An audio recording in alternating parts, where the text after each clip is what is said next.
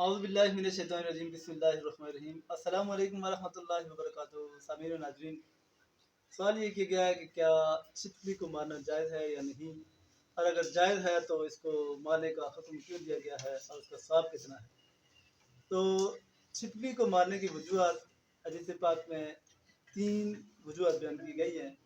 ایک روایت میں آتا ہے کہ چھپکلی شیطان ہے اس لیے اس کو مارا جائے۔ دوسری ایک اور روایت میں آتا ہے کہ جب نمرود نے حضرت ابراہیم علیہ السلام کے لیے آگ جلائی تو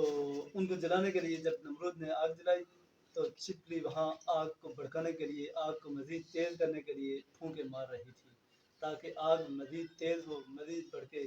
تو حضرت ابراہیم علیہ السلام کو نعوذ باللہ جلایا جا سکے۔ اس لیے چھپکلی کو مارنے کا حکم دیا گیا ہے۔ اور ایک اور حدیث پاک میں آتا ہے جس کا مفہوم یہ ہے کہ چھپکلی ایک موذی اشرات میں سے ایک موذی ہے، کیونکہ یہ انسان کو نقصان پہنچا سکتی ہے،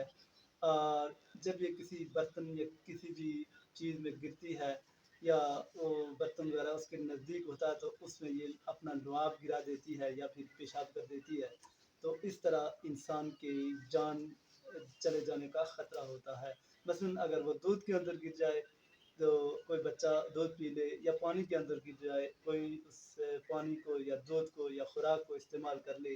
تو اس طرح سے انسان کی جان چلے جانے کا خطرہ ہے، اس لیے اس کو مارنے کا حکم دیا گیا ہے۔ روایت میں آتا ہے کہ جس نے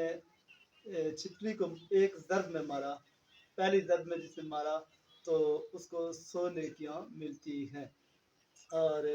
اسی طرح سے اگر کوئی دوسری ضرب میں مارتا ہے اس سے کم ثواب، تیسری میں مارتا ہے تو اس کو اس سے کم ثواب کی بشارت دی گئی ہے۔ یعنی کوشش یہ کی جائے کہ